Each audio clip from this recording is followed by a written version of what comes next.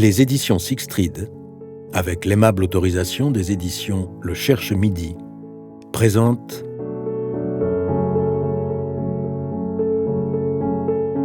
Marie Blanche de Jim Fergus, interprétée par Caroline Maillard.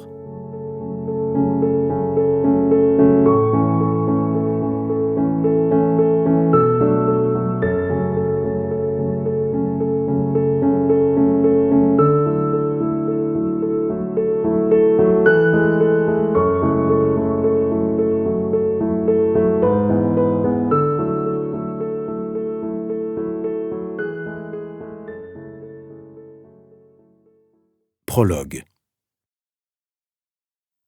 À l'automne 1995, je suis allé rendre visite à ma grand-mère, Renée de Fontars McCormick, qui arrivait au terme de sa longue existence. Âgée de 96 ans, elle habitait à Lake Forest, dans l'Illinois, chez Vernon et Louise Parker, qui ont veillé sur elle pendant sa dernière décennie. Louise avait été la femme de chambre de mon oncle Thierry, le fils de René que tout le monde appelait Toto.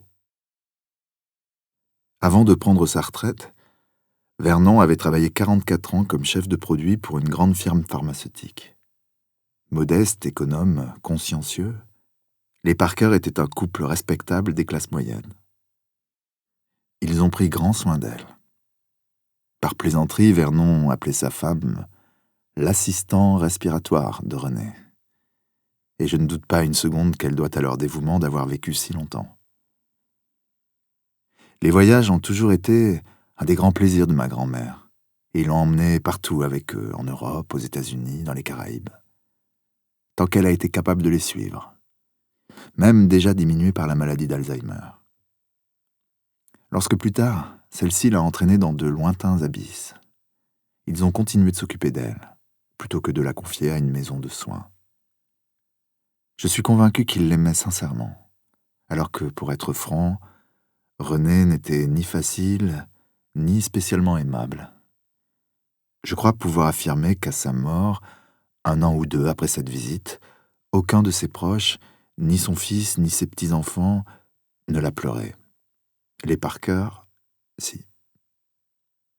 De passage à Chicago, je m'étais arrêté au cimetière de Lake Forest, où sont enterrés mon père, ma mère et mon frère. Si j'avais grandi dans cette ville, je n'y étais retourné qu'une poignée de fois depuis le décès de mes parents, 30 ans plus tôt à l'époque, et aujourd'hui plus de 40. J'y revenais toujours pour la même raison, me recueillir sur leur tombe. Elles sont évidemment tout ce qui nous reste des êtres chers, une maigre trace de leur existence, à nous qui sommes leurs derniers témoins. Cette permanence est un réconfort.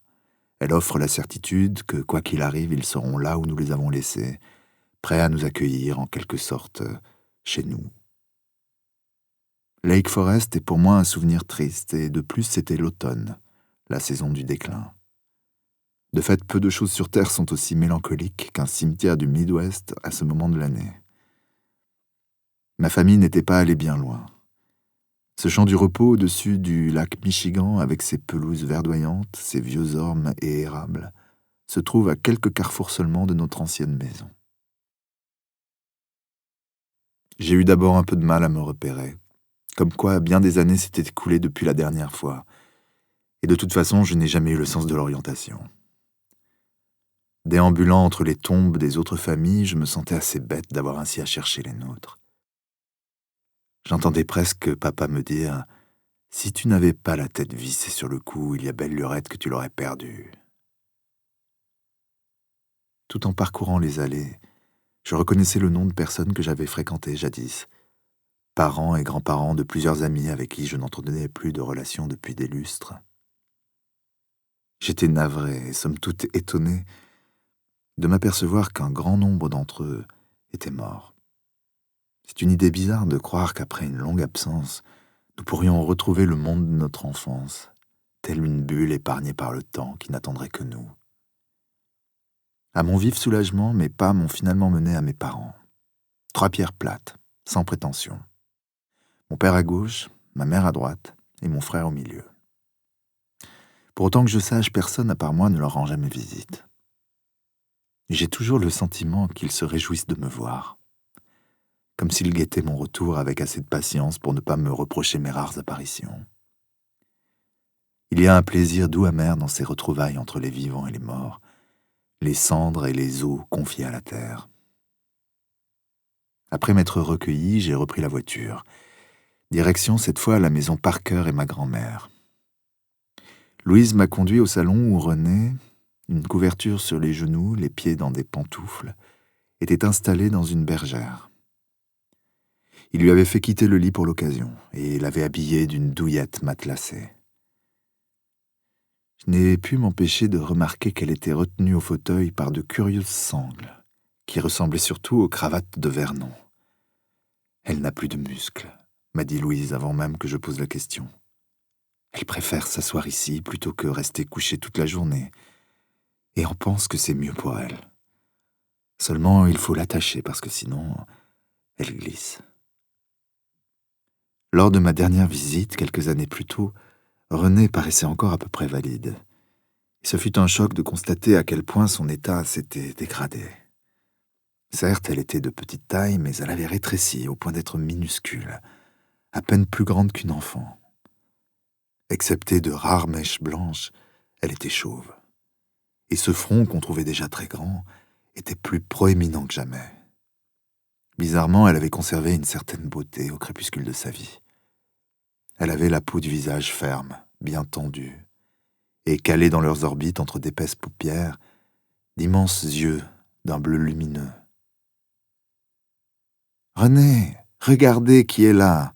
a crié Louise, comme si Alzheimer se résumait à une surdité passagère. « Votre petit-fils, Jimmy !» Elle ne parle plus, m'a-t-elle expliqué. Mais nous croyons qu'elle comprend encore ce qu'on lui raconte. « Dites bonjour à Jimmy, ma chérie. Et vous, prenez-lui la main. Dites-lui bonjour aussi, qu'elle sache que vous êtes là. » Il n'y avait rien d'autre à faire que jouer cette comédie, même si, à l'évidence, le cerveau de ma grand-mère ne recevait plus d'informations de ses sens. « Hello, mamie !»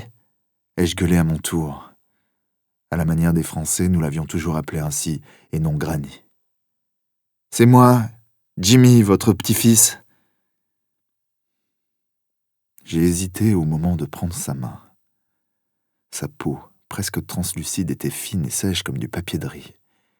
J'avais l'impression étrange qu'en la serrant, même très légèrement, elle se désagrégerait à mon contact. « Elle est ravie que vous soyez là, » a dit Louise, optimiste. « Avec Vernon, on pensait profiter de votre visite pour faire des courses ensemble. Ça nous arrive rarement. L'un de nous reste toujours ici avec elle. » Je dois souligner que, dans nos meilleurs jours, je n'ai jamais été proche de ma grand-mère. Et la perspective de rester seul avec elle n'avait rien d'agréable. Mais je ne pouvais refuser au Parker une de leurs rares sorties communes. « Bien sûr, Louise, allez-y. Je serai content de passer un moment avec elle. Dois-je surveiller quelque chose en particulier ? Elle porte des couches. Vous n'avez besoin de vous inquiéter de rien. Il faut lui parler, Jimmy. Elle ne vous répondra pas, mais elle aime le son des voix. Elle a toujours détesté la solitude, comme vous le savez. On ne sera pas long. » Nous n'étions donc plus qu'elle et moi, dans le living des Parker, par une fin d'après-midi automnale, dans le nord de l'Illinois. Je me suis raclé la gorge. « Eh bien, mamie, nous voilà tous les deux, » lui ai-je dit, peu convaincu. « Je suis heureux de vous revoir. Vous avez l'air en forme. » Curieusement, je trouvais plus incongru de parler à cette femme vivante qu'à mes parents au cimetière, ainsi qu'aux frères que je n'avais pas connus, leur fils qui aurait toujours 6 ans. J'ai étudié René à la recherche d'un vague signal de reconnaissance. Un euro, nous deux, allait-il se réveiller dans ce cerveau désespérément engourdi? Peut-être espérais-je secrètement un de ces brefs moments de lucidité, ces éclairs subits auxquels veulent nous faire croire les téléfilms ringards lorsqu'un Alzheimer sort subitement de sa transe pour délivrer un message de paix et de bon sens à sa famille, avant de s'en retourner dans les profondeurs de l'oubli. Il était clair cependant qu'un tel scénario ne se réaliserait pas ce jour-là. Sans doute attendrait-on d'un homme d'âge mûr qu'il fasse preuve d'un peu d'indulgence envers une femme qui, à la fin d'une longue existence, n'était plus que l'ombre d'elle-même. Mais en regardant Renée, je me suis rendu compte que je lui en voulais toujours, que je la haïssais. Le temps n'avait rien changé à l'affaire. Je la tenais responsable de la mort de ma mère. Je ne pouvais accepter qu'elle lui ait survécu plus d'un quart de siècle. Je lui reprochais d'avoir traité mon père par le mépris. À quoi s'ajoutaient tous les affronts, tous les coups bas, présumés comme certains, qu'elle avait infligés aux siens. Amère, je me suis demandé ce qui lui donnait le droit de vivre aussi vieille, après avoir pourri l'existence de tout le monde autour d'elle. Les poisons de mon enfance me remontaient dans la bouche, comme un épanchement de bile, et j'étais à nouveau le gamin blessé qui, quel que soit notre âge, se tapit en chacun de nous. J'éprouvais un soulagement aussi puéril qu'embarrassant, en pensant que du formidable personnage d'antan, de cette femme qui avait intimidé et manipulé tant de gens, il ne restait que cette carcasse ratatinée. « Est-ce que vous m'entendez, mamie ?» lui ai-je dit, toujours assis sur le canapé. Je me suis penché vers elle en essayant de trouver son regard entre ses paupières mi-closes. Puis je me suis rapproché. « Je sais que vous êtes là-dedans », lui ai-je glissé à l'oreille, presque honteux des rancunes que j'ai gardées contre elle. « J'ai quelque chose à vous dire. Vous avez bousillé la vie de tous ceux que vous avez touchés. Tous, sans exception. Et voilà maintenant que vous portez des couches, attachés à un fauteuil avec des cravates. Et personne en ce bas monde n'a aucune affection pour vous. » Je sentais sur ma joue mon souffle court et brûlant, l'odeur douce amère du déclin, de la mort. Ce n'est pas vrai. Vernon et Louise en ont de l'affection pour moi. Vous n'avez qu'à voir comment ils me soignent. Ils sont merveilleux. Personne ne vous a jamais vraiment aimé, mamie. Vous achetez les gens pour qu'ils s'occupent de vous. Vous n'avez eu que des compagnons intéressés. Les Parker ne font pas exception à la règle.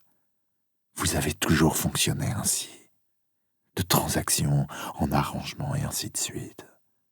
Même avec votre famille. Vous ne savez rien de ma vie. Mon père m'aimait. Oncle Gabriel m'aimait également. Et vous n'avez jamais aimé personne. Cela n'est pas vrai non plus. J'aimais papa et mon oncle. Gabriel est le seul homme que j'ai véritablement aimé. Et j'aimais votre frère, Billy. Ce que je l'aimais, ce petit garçon. Vous vous êtes servi des gens. Et s'ils vous décevaient, s'ils ne faisaient pas vos 4 volontés, vous les rejetiez. Je reconnais qu'on m'a souvent déçu.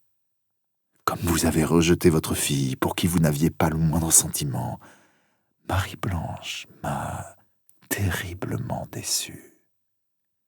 Vous l'avez abandonnée. C'est elle qui m'a abandonné. Elle n'aurait jamais dû épouser ce paysan. Je l'avais prévenue pourtant. En fichant le camp avec votre père, elle s'est condamnée toute seule. Vous l'avez laissée mourir dans la solitude. C'est elle qui l'a décidé. Votre mère était une faible femme. D'ailleurs, aucun d'entre nous ne vous aimait. Nous n'avions pas une once de sympathie à votre rencontre.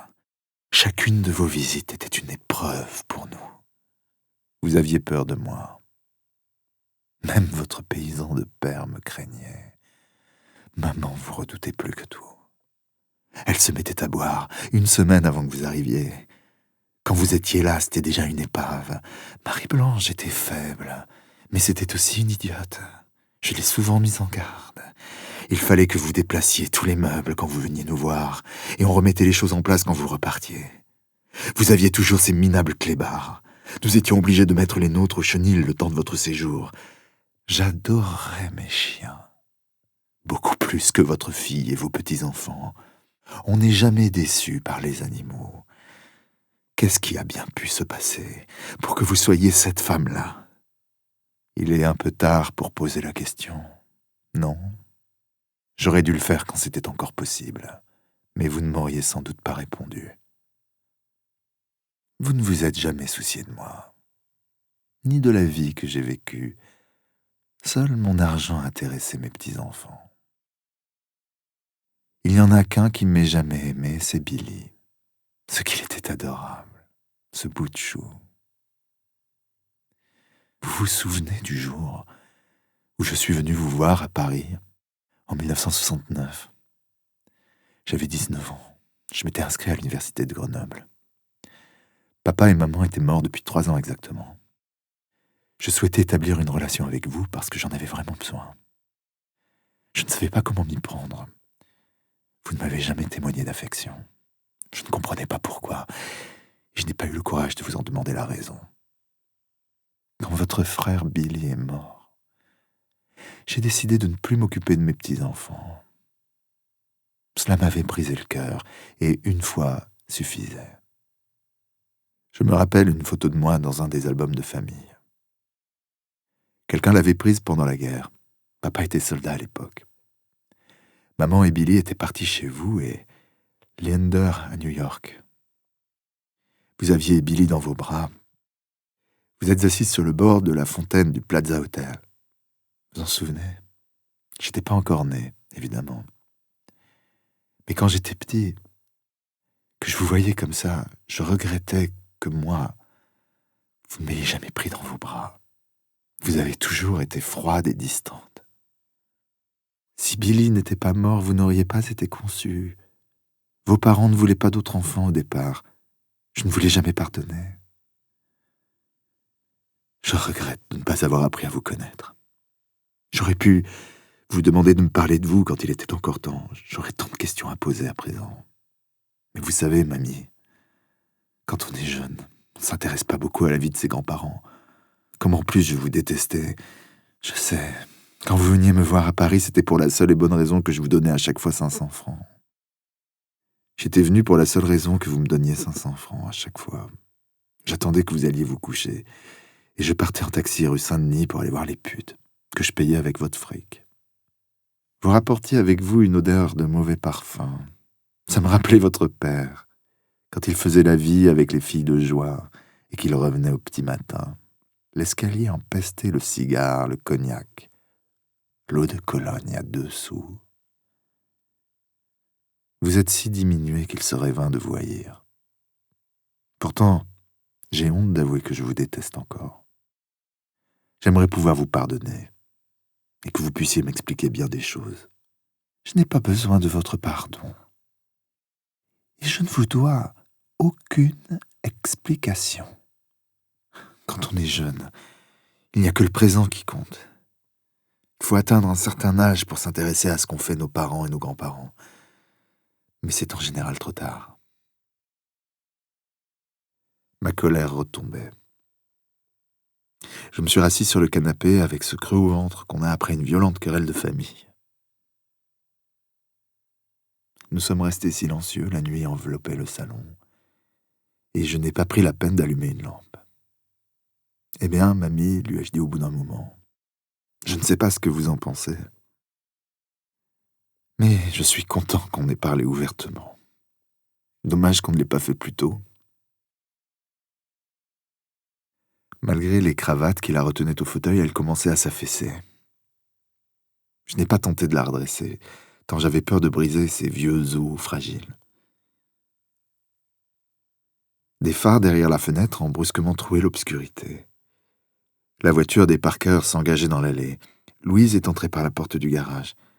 « Que faites-vous dans le noir, Jimmy ?» a-t-elle dit en actionnant l'interrupteur. « Tout va bien ?»« Oui, oui, » lui ai-je répondu, clignant des paupières dans cette clarté soudaine.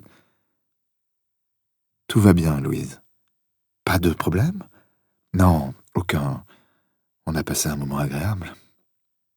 Même si c'est moi qui ai parlé sans cesse. Bien sûr. » Elle s'est esclaffée. Et oui, c'est comme ça maintenant avec elle. Mais je pense qu'elle comprend plus de choses qu'elle n'en a l'air. J'en suis pas si sûr. Elle m'a donné l'impression de dormir tout le temps. Elle a du mal à garder les yeux ouverts, ses muscles ne réagissent plus. Mais elle sait quand quelqu'un est là, et elle l'entend. Si ça vous fait plaisir de le croire. Vernon, a-t-elle demandé à son mari qui arrivait dans la pièce. Redresse-la, elle est en train de tomber. Je voulais le faire, ai-je dit, mais je craignais de la blesser. Avec douceur, Vernon a placé ses 2 mains sous les aisselles de ma grand-mère et l'a remise en place, comme un enfant manipule une poupée de chiffon. Voilà, René, lui a-t-il dit gentiment, à voix basse. Ça va mieux comme ça, hein? Une fois encore, j'étais frappé par la générosité, le dévouement de ce couple, les soins qu'ils apportaient à ma grand-mère sans même lui être apparentés. René, dont la propre famille attendait simplement qu'elle s'éteigne. Je dois y aller, leur ai-je dit en me levant. J'ai encore de la route. Merci de veiller si bien sur elle. Je tâcherai de revenir dès que j'aurai une minute. Nous savions tous trois, je suppose, que je ne la reverrai pas vivante. Dites au revoir à Jimmy, René, a beuglé Louise. Il s'en va. Venait le moment inévitable où, pour sauver les apparences, il fallait, devant les Parker, que j'embrasse ce bout de femme décrépite. Nous n'étions déjà pas habitués, cela va sans dire, aux démonstrations d'affection. Consciencieusement, je me suis penché sur ce corps fatigué, cette cosse pleine de vieux os cassants, qui semblait rétrécir devant moi, disparaître peu à peu de la surface du monde. Et j'ai baisé ses joues de papier de riz. Au revoir, mamie, lui ai-je chuchoté à l'oreille. Je vous pardonne, finalement. Je n'ai pas besoin de votre pardon, que si...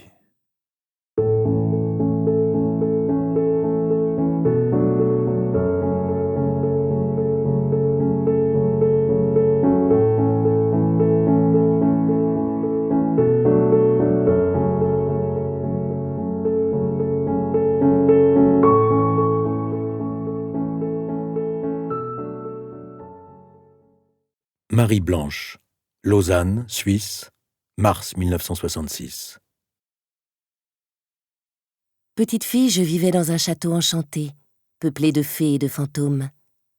Marzac fut construit au XIIe, XIIIe et XIVe, sur une colline qui domine la Vézère et le petit village de Tursac dans le Périgord. Propriété de mon beau-père, le comte Pierre de Fleurieux, deuxième des 3 maris de ma mère, le château appartient à la famille depuis plusieurs générations. Oncle Pierre disait que, pendant la guerre de 100 ans, les Français et les Anglais l'occupèrent à tour de rôle, que des centaines, même des milliers de personnes y trouvèrent la mort à travers les siècles, souvent dans des conditions atroces, au terme de longs sièges. Il raconte également que, lorsqu'il était gamin, il parlait lui aussi aux fées et aux fantômes, car seuls les enfants peuvent les voir. Je n'avais pas assez d'imagination à cet âge pour les distinguer entre eux. Je savais qu'ils résidaient dans l'air frais et humide, dans les éclairages imprécis, qu'ils peuplaient les vieux murs de pierre. Ils se glissaient silencieusement dans les couloirs sans que les flammes des bougies oscillent sur leur passage. Ils s'élevaient en tourbillonnant dans l'escalier circulaire de la tour, dédaignant les marches de grès qu'ils avaient foulées durant leur existence terrestre, et dont je poursuivais avec mes petits pieds la lente érosion. Leurs souffles et leurs soupirs, leurs pleurs et leurs rires, leurs amours et leurs guerres m'accompagnaient dans le labyrinthe des pièces.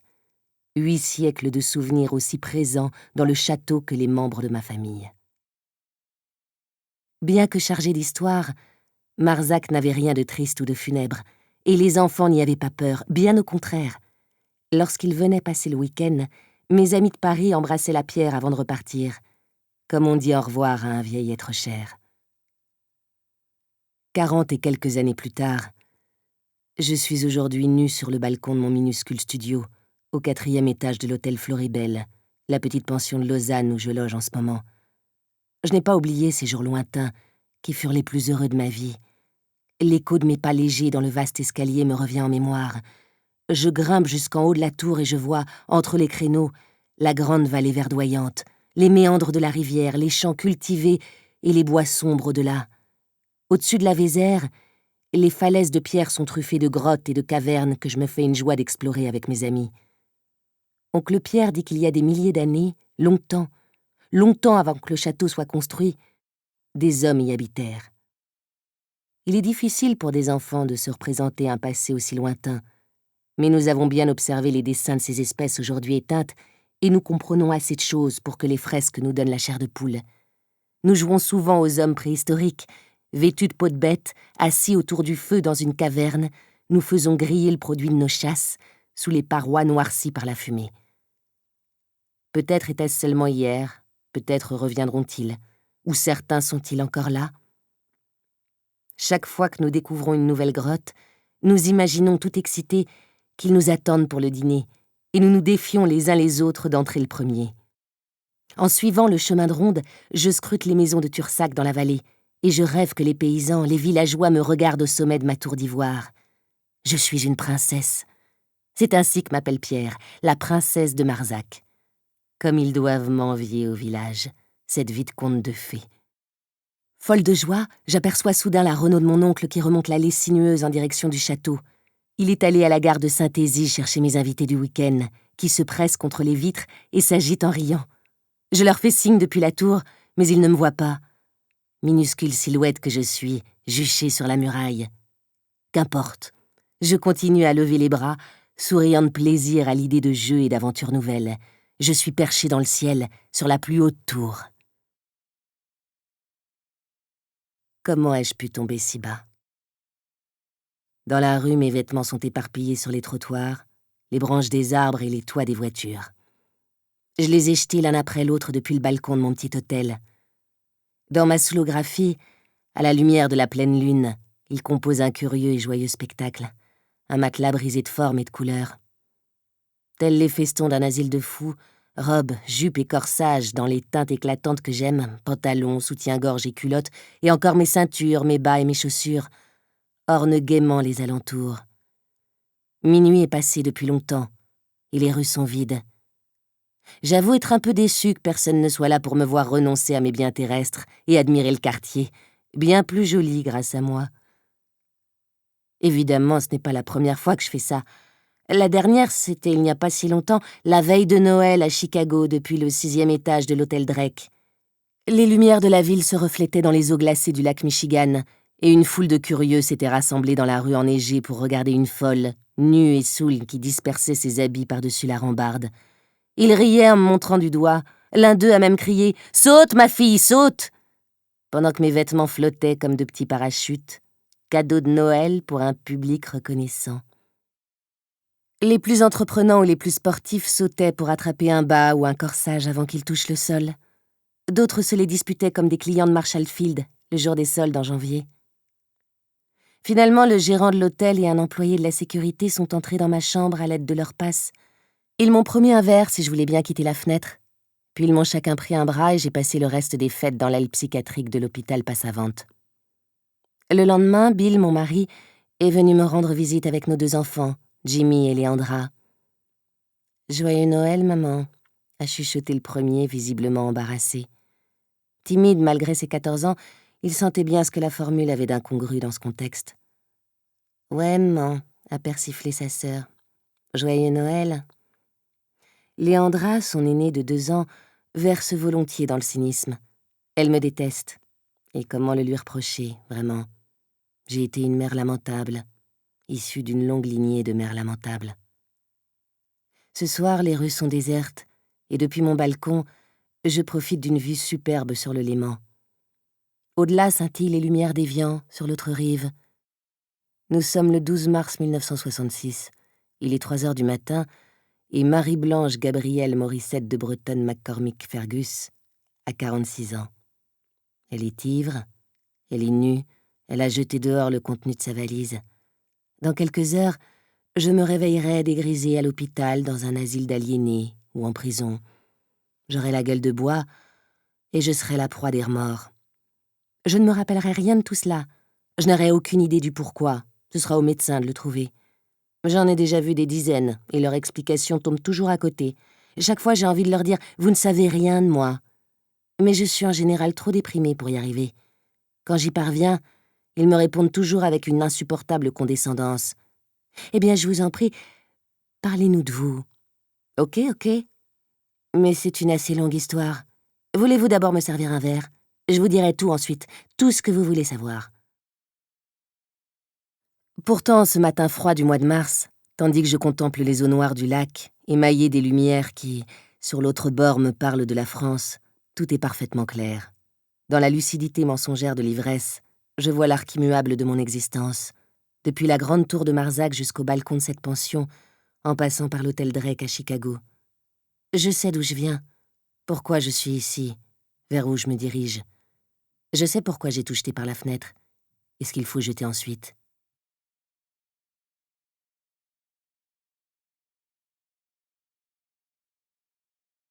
René. La Borne Blanche. Ory-la-Ville, juillet 1899.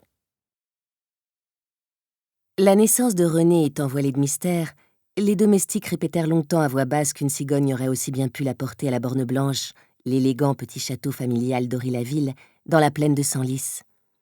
Âgé de quelques heures à peine, accompagné par sa nourrice, le bébé était arrivé de Paris dans une voiture conduite par le vieux Rigobert, le fidèle cocher des Fontars. Au milieu d'une nuit sans lune, on avait ouvert les grilles pour laisser passer l'attelage, les sabots des chevaux avaient claqué dans la cour, et les 4 roues en fer avaient lancé des étincelles en s'arrêtant sur les pavés. C'était le dernier jour du mois de juillet 1899. On chuchotait que le père, le comte Maurice de Fontars, était sorti du bâtiment en entendant le carrosse et que, prenant l'enfant que lui tendait la nurse, il s'était exclamé en l'étudiant « Mais qu'est-ce que c'est que ça? Le docteur m'a assuré que la fille aurait un garçon. Dites-moi, où est la bite de mon fils ?» La fille, qu'il désignait aussi froidement, était sans doute Héloïse Lafarge, danseuse de ballet, ex-petit-rat de l'opéra, roturière et courtisane, bref, l'une de ses nombreuses maîtresses.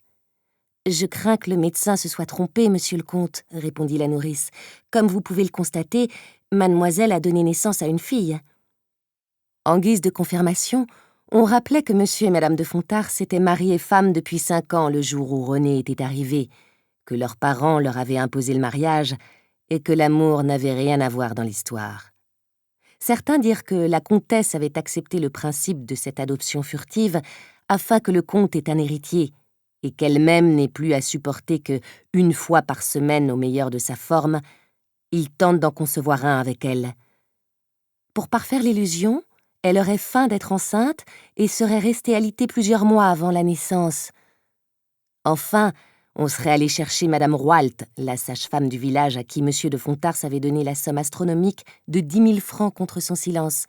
On avait fait chauffer de l'eau et monter des linges, puisque la comtesse avait ses premières contractions, le soir de ce 31 juillet, au moment précis où l'attelage quittait Paris avec le nouveau-né. On raconta aussi que le comte, une fois remis de sa désagréable surprise, avait emmené la nurse, celle-ci cachant la petite sous son ample pèlerine, à la chambre de sa femme au 1er étage. On expliqua simplement aux domestiques qu'une nourrice avait été engagée, conformément aux ordres du médecin. Madame de Fontars n'était pas en mesure d'allaiter un bébé, cela n'avait rien d'inhabituel chez les aristocrates de la région. À l'étage, madame Roualt, jouant à son tour la comédie, avait démailloté l'enfant et lui donnant une claque sur les fesses, l'avait fait crier à plein poumon pour ce que l'on pourrait appeler une seconde naissance.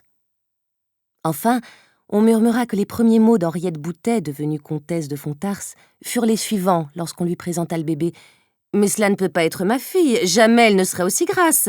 La mienne aurait la peau claire, celle-ci a le teint mat et elle est bâtie comme une paysanne. Madame Roualt, aurait-elle poursuivi, soit vous vous êtes trompé d'enfant, soit... » Elle se tourna vers son mari. « Vous, Maurice, vous êtes accouplé avec une bohémienne. » Voilà donc le récit confié au village de la naissance de René. Une légende étoffée au fil du temps et qui n'est peut-être rien de plus qu'un de ces commérages dont sont friands les paysans qui, faute d'avoir les privilèges des nobles, n'aiment rien tant que les rabaisser au rang de simples mortels. D'année en année, Renée elle-même entendit les domestiques parler entre eux, et toute jeune fille, elle trouvait romantique l'idée que sa vraie mère fût une ballerine, plutôt que cette grande asperge d'Henriette, dure et indifférente. La comtesse, qui passait une bonne partie de ses journées seule dans sa chambre, n'éprouvait que peu d'affection pour les enfants. Il suffisait, selon elle, que la gouvernante lui présentât Renée matin et soir afin de vérifier qu'elle fût propre et correctement habillée, après quoi la petite s'en revenait dans ses quartiers, situés dans une autre aile du château, où elle s'occupait comme une enfant de son âge. Cela jusqu'à ce qu'on la laisse prendre ses repas avec les adultes. En revanche, dès le début, elle adora son père. Le comte de Fontars, officier des dragons, un grade essentiellement honorifique en période de paix, était replet, jovial, doté d'une tête ronde au volume exceptionnel. Sa calvitie accentuait un front proéminent, dont René avait d'ailleurs hérité. Grand chasseur, amoureux des chevaux, des femmes et des bonnes manières, Fontars était un homme charmant, mais faible, et loin d'être étouffé par son intelligence. Il connaissait une foule de maximes en nombre suffisant pour correspondre à toutes sortes de circonstances. Haute naissance et grande fortune sont les deux apanages d'une bonne existence, aimait-il à dire, un cigare dans une main, un verre de cognac dans l'autre. Sa distinction aristocratique ne l'empêchait pas d'être coléreux, et il ne supportait pas que l'on se dérobe aux convenances en présence d'une femme. Il était connu dans la région pour provoquer en duel quiconque se montrait grossier, à ses yeux du moins, envers une représentante du beau sexe. Malgré sa corpulence, c'était une fine lame. Le boucher du village s'étant mal tenu devant son épouse, du moins le pensait-il, il lui avait un jour tranché le bout du nez d'un coup d'épée. René n'était pas le garçon qu'il avait espéré, mais c'était une petite blonde souriante et rondelette, à l'esprit vif, dont il s'éprit rapidement.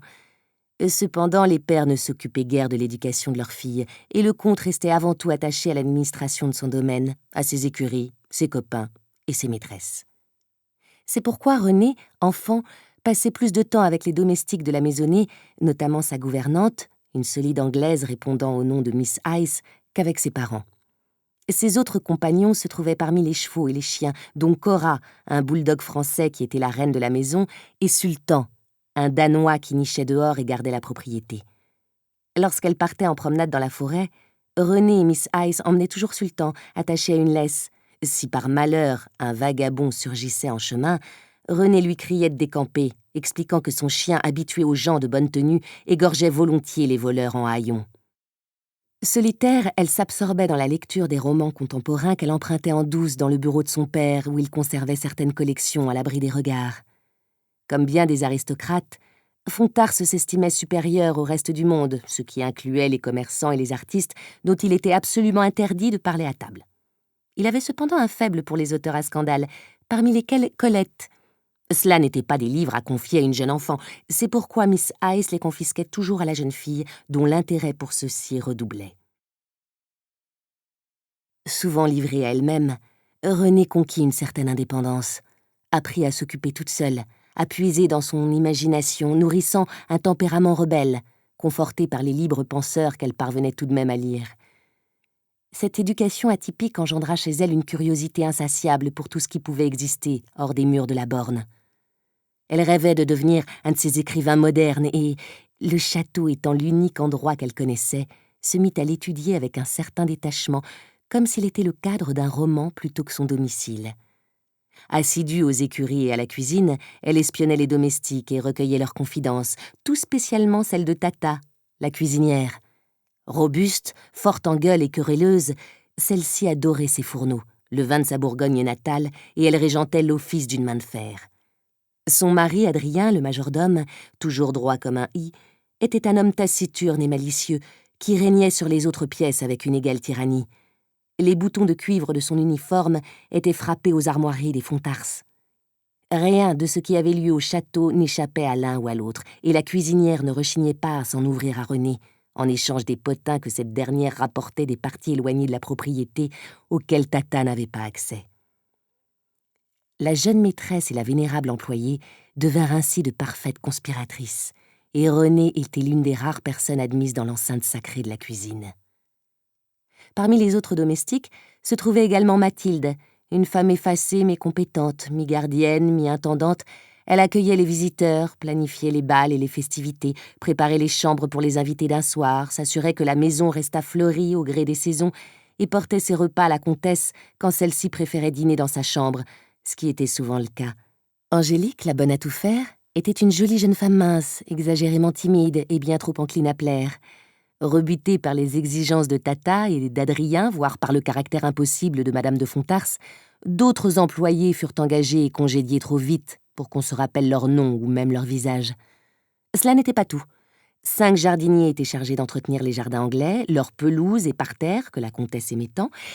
Bien sûr, il y avait aussi le bon vieux Rigobert, à la fois cocher et maître d'écurie.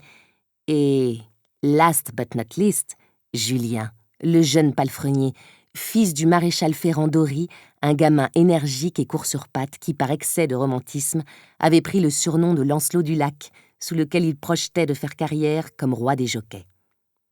Il y avait peu à faire à la Borne Blanche, et avec le temps, René finit par tout savoir des petites histoires et des secrets du personnel, y compris ceux qu'il détenait sur les Fontars, dont bien sûr la légende que le village entretenait sur sa naissance. L'idée que sa vraie mère était une ballerine confortait le sentiment qu'elle et la comtesse provenaient d'univers bien distincts. Certes, le thème aurait convenu à ces romans modernes qu'elle affectionnait, mais son instinct d'enfant ne la trompait pas. Elle n'était pas en reste pour épier ses parents. René avait de nombreuses cachettes dans le château où elle se glissait pour écouter leurs conversations, s'initiant ainsi au monde fascinant et souvent corrompu des adultes. Tous les matins, par exemple, Larose, le coiffeur du village, qui était nain, venait raser M. de Fontars. Il arrivait à la borne sur une charrette attelée à un poney. Tel un quotidien du matin, il lui rapportait les derniers ragots du village. Pendant que les femmes de chambre montaient à la salle de bain les marmites d'eau mises à chauffer sur les fourneaux, René se glissait silencieusement derrière le petit rideau sous le lavabo. « Quoi de neuf, Larose ?» demandait le comte en s'installant dans son tub en zinc. Ses épaules velues rougissaient à la chaleur. Le nain repassait sur le cuir la lame de son coupe-chou, puis prenait place sur l'escabeau. Larose connaissait tout le monde à 20 lieues à la ronde, et aucun événement ne lui échappait. Enveloppé dans un nuage de vapeur, il se lançait dans ses commérages. Madame Laval, l'épouse du boucher, avait une liaison avec le maire, monsieur d'Alamar. Célestine, la fille du fermier du bois, n'était toujours pas mariée. Et voilà pourtant qu'elle était enceinte. On pensait que c'était Boniface, l'idiot du village, qui l'avait engrossée. Fontars adorait ces indiscrétions, gloussait, s'exclamait, et lorsqu'un détail juteux le faisait partir d'un rire tonitruant, le barbier rouspétait « Attention, monsieur le comte, ne bougez pas comme ça, ou vous aurez la gorge tranchée. Enfin, Larose, vous n'êtes pas devenue sans culotte, quand même. » Il organisait sa vie sentimentale depuis son bureau au rez-de-chaussée. Il s'y trouvait un canapé anglais, au pied juste assez haut pour que René parvienne à se faufiler dessous. Elle craignait toujours qu'un beau matin, Balou l'écrase comme une grappe de raisin en prenant place au-dessus de son petit corps. Rouquin, rebondi et couperosé, oncle Balou, comme elle l'appelait, avait étudié chez les jésuites dans la même classe que son père. Désargenté, sa seule fortune consistant en un stock apparemment inépuisable d'histoires drôles et de bonnes farces, il vivait en parasite chez les Fontars 6 mois par an, servant au comte d'entremetteur et de confident, à la comtesse de garçon de course et de bouffon au reste de la maisonnée. Sous le Chesterfield, René l'écoutait converser avec son père de femmes, de chasse et de chevaux, leur sujet de prédilection, et préparer quelques escapades galantes dont la mise au point la fascinait toujours. « Dis-moi, mon vieil ami, » demanda un jour Fontars à celui-ci, « j'ai des vues sur la fille de la couturière. Jeannette, c'est bien son nom. L'aurais-tu aperçue récemment ?»« Oui, oui, Maurice, » répondit Balou avec un vigoureux hochement de tête. « L'année dernière, cela n'était qu'un bourgeon et c'est aujourd'hui une bien jolie fleur. Cependant, mon cher, je sais par expérience que les plus belles roses ne durent qu'un temps. Elle sera bientôt grasse et rongée par les soucis comme toutes les femmes du village. Tant qu'elle est épanouie, veux-tu que je glisse pour toi un mot à sa mère, Madame Bonnat? Elle a le sens des réalités, n'est-ce pas? Je ne vois pas comment elle pourrait dénier à sa fille l'avantage considérable de lier connaissance avec monsieur le comte. Je m'occupe personnellement d'un arrangement. » « Parfait, parfait. Que ferais-je sans toi, Balou ?» De tout le château, c'était encore dans le grand salon que René préférait se cacher. Elle nichait dans un antique coffret égyptien garni de coussins de soie et plaqué d'or fin, cadeau de son oncle bien-aimé, le fringant vicomte Gabriel de Fontars, frère cadet de Maurice. Gabriel possédait de très rentables plantations de coton et de canne à sucre en Égypte, d'où il revenait une fois l'an rendre visite à la famille pendant la saison de la chasse. il ne manquait jamais de rapporter bonbons et babioles exotiques à René, qui l'adorait. Grâce à ces différentes cachettes, la petite fille avait une connaissance approfondie des rythmes et des habitudes du château, qui l'édifièrent assez tôt sur la nature des hommes, au point qu'elle finit par se considérer comme la déesse omnisciente de la Borne Blanche. Forte de son intelligence des lieux, elle pensait en savoir plus long sur les siens, sur les serviteurs et les villageois que ceux-ci, comme s'ils étaient les personnages d'une fiction de son cru. Leur destinée reposait dans ses mains, et bien sûr, elle était l'héroïne de l'histoire. Elle apprit très tôt à ne pas s'étonner de ce que disaient ou faisaient les adultes, ni de ce qu'elle voyait et entendait. René se rendit vite compte que les êtres humains, étant des créatures imparfaites, capables de toutes les vanités et de toutes les tromperies, il ne fallait jamais trop en attendre, ni sous-estimer leur capacité de nuisance. Elle s'efforçait aussi de ne pas juger sévèrement leurs défauts, s'appropriant une autre des maximes du conte « Aucune faute n'est impardonnable ». Une leçon qui trouva une confirmation impérieuse, un après-midi d'automne, alors qu'elle n'avait que 6 ans. En sus d'être un bon poste de surveillance, le coffre égyptien du salon était un repère confortable pour la sieste, et elle s'y était justement assoupie ce jour-là. S'il laissait parfois échapper quelque chose de croustillant, ses parents, leurs discussions et leurs relations, une classe sociale qui, dispensée de travail, vivait dans l'oisiveté, n'en restaient pas moins ennuyeux, et René s'était endormie. Elle fut soudain réveillée par des sons étouffés, indistincts, et des propos à voix basse. Dans l'obscurité de sa cachette, elle crut d'abord rêver, car le curieux dialogue qu'elle percevait, guttural et inintelligible, semblait emprunté à une langue étrangère. Plaçant un œil devant la fente du couvercle, elle fut le témoin d'une scène que, sa vie durant, elle ne put oublier. La comtesse était étendue sur le divan brodé, son corset déboutonné sur sa poitrine menue et pâle, ses jupons relevés sur la peau tendre de ses cuisses blanches. Tournant le dos à René, le vicomte et beau-frère de madame se tenaient entre ses jambes écartées, son pantalon en accordéon sur les chevilles et ses fesses à la même hauteur que la jeune fille.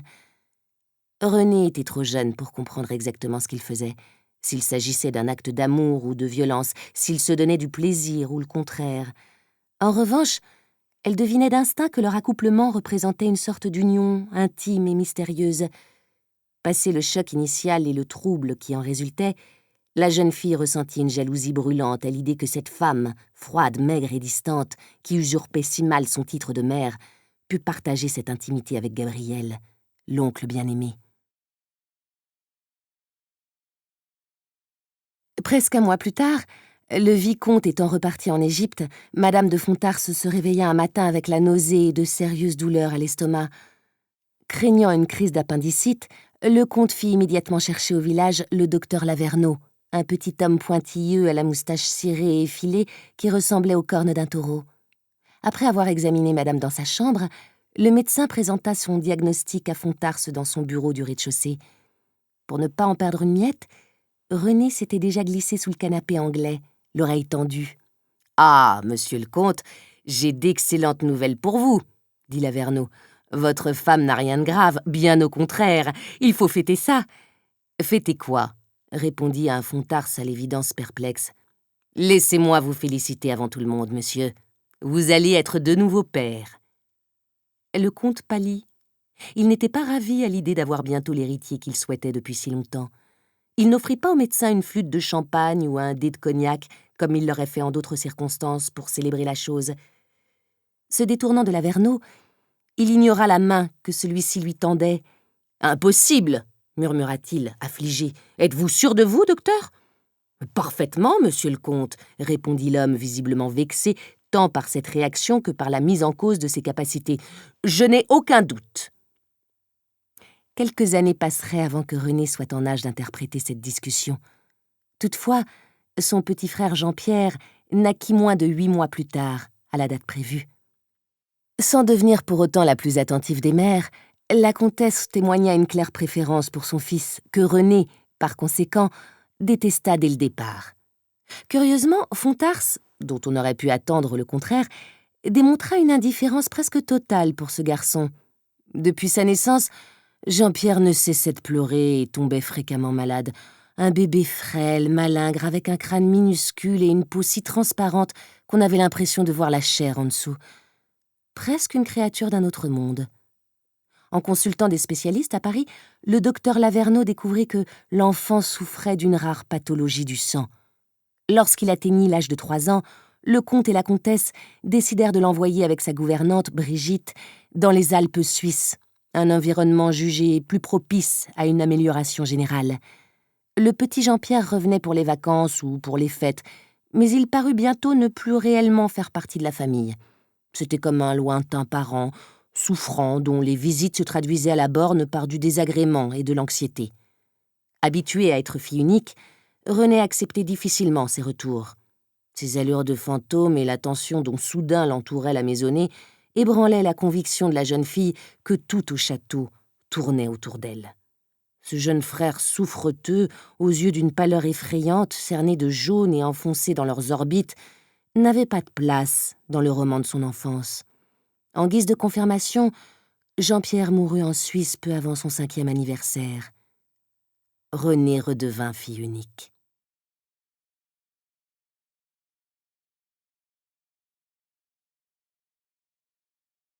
Jamais Fontarse n'aborda avec son épouse ou son frère le sujet de cet adultère commis chez lui.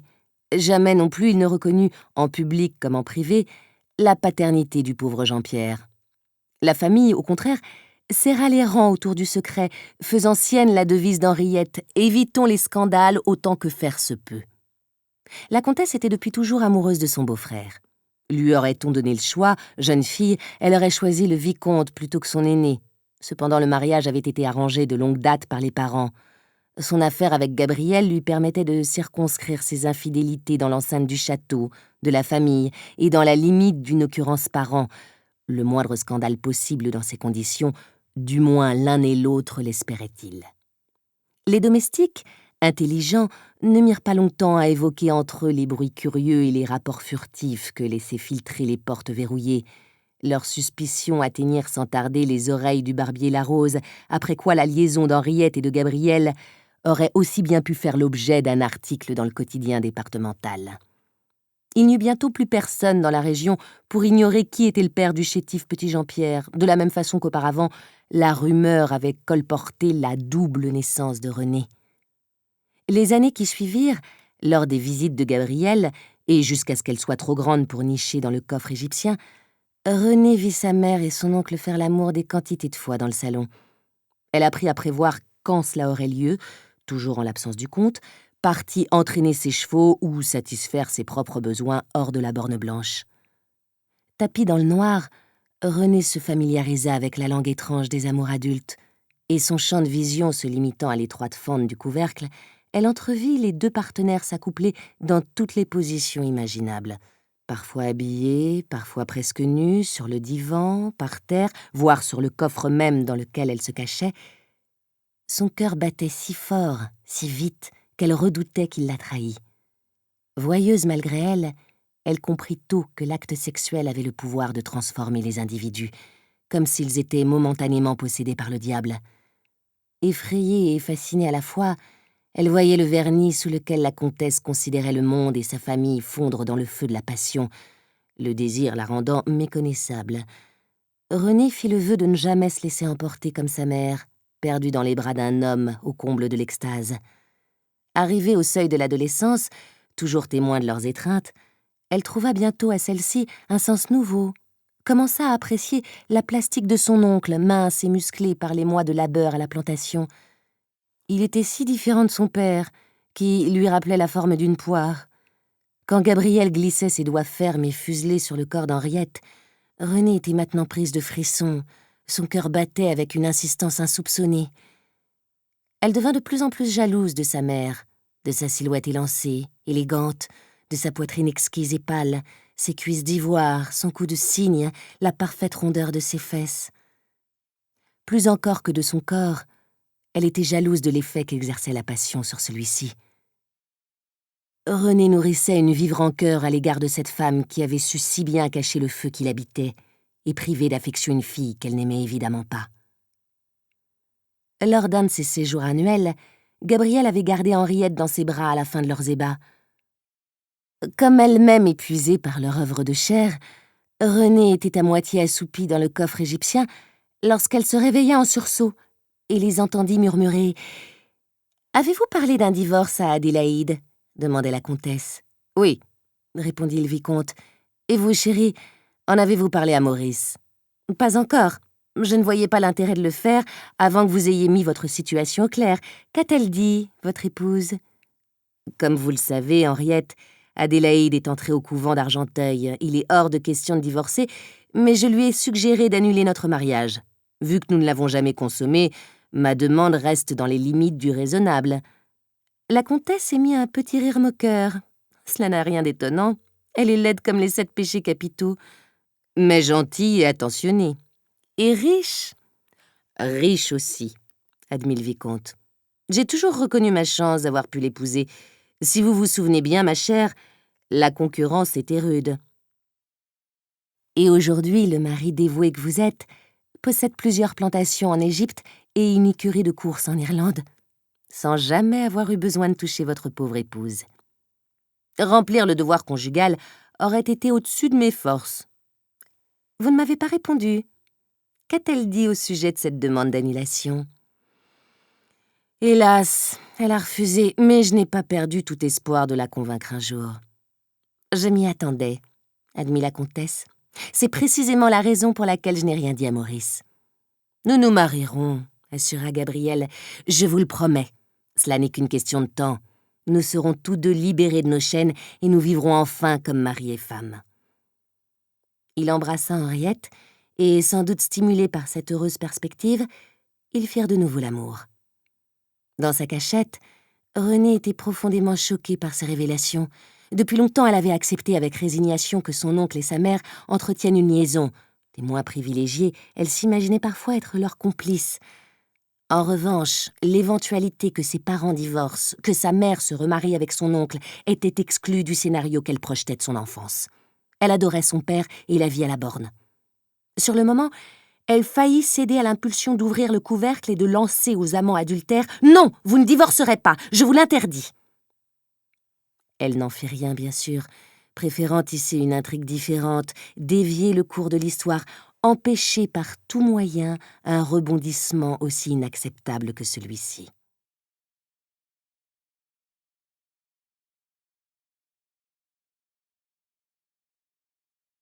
Renée avait à peine 12 ans qu'il était déjà clair pour ses parents, nonobstant la devise d'Henriette, que non seulement leur enfant n'échapperait pas au scandale, mais encore que ceci prendrait des proportions spectaculaires. Forte tête, elle était plus mûre et plus adulte que d'autres filles de son âge, et les Fontars étaient loin de se douter qu'elle avait acquis une grande partie de son expérience en épiant leurs moments d'intimité depuis ses diverses cachettes. Si le comte ne recevait jamais ses conquêtes à la borne blanche, Renée savait, comme d'habitude, l'oreille aux portes, qu'il était un mari aussi infidèle qu'éhonté. Témoin ses relations avec la fille de la couturière, entamées des années plus tôt après les longues négociations menées par Balou auprès de Madame de Bonnat.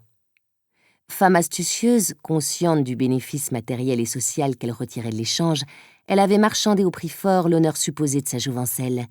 La liaison s'était poursuivie au-delà du mariage de la petite avec le jeune assistant du pharmacien qui, nouveau venu au village, était peut-être la seule personne de la région à tout ignorer de l'arrangement. Le comte pouvait ainsi continuer à revendiquer son droit de cuissage et la famille de la couturière profitait de ses largesses. Renée apprit là encore une précieuse leçon sur les réalités économiques, aussi banales que fréquentes, des amours et de la sexualité. L'été suivant le 12e anniversaire de sa fille, Fontars se la surprit un après-midi dans l'écurie avec Julien, le palefrenier, plus âgé qu'elle de quelques années. Ni l'un ni l'autre ne s'étaient dévêtus, cependant Renée, aussi froide et détachée qu'une aide-soignante, tenait dans sa main le membre gonflé du garçon qu'elle avait sorti de son pantalon. Elle était avant tout curieuse de l'objet en question, faute d'avoir pu étudier celui de son oncle depuis le coffre égyptien du salon. « Monsieur le comte !» beugla Julien qui, se redressant d'un bond, remit son engin à sa place. « Qu'est-ce que cela signifie ?»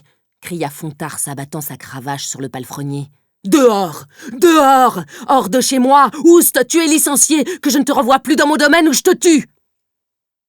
Donnant libre cours à sa colère, le comte rossa le pauvre Julien qui tentait vainement de protéger sa tête et de parer les coups. Un tel remue-ménage sortit le vieux Rigobert de la sellerie où il savonnait ses cuirs. « Rigobert !» hurla Fontarce, vert de rage. « Je viens de surprendre le gamin en train d'importuner ma fille. Sortez-le d'ici avant que je l'achève !» Bien que René eût initié l'affaire, c'est Julien qui en paya le prix. On ne viole pas impunément la relation maître-serviteur. Le lendemain, à l'aube, le gamin vint faire ses adieux à la jeune fille. Son sac à dos rempli de ses maigres biens, il se présenta furtivement aux écuries. « Mais que vas-tu faire, mon petit Lancelot ?» lui demanda-t-elle, usant de son pseudonyme pour le flatter. « Offrir mes services au terrain de course à Longchamp, » répondit-il grandiloquent. « Je voulais de toute façon démissionner. Je commencerai comme lad et je gravirai tous les échelons pour devenir roi des jockeys. » « Comment peux-tu être sûr qu'ils t'engageront ? Ce n'est pas mon père qui te donnera une lettre de recommandation. »« Ça, c'est sûr, mademoiselle Renée, » dit galamment Lancelot. « Je reviendrai lui demander votre main dès que je serai champion. » Elle ne put se retenir de rire.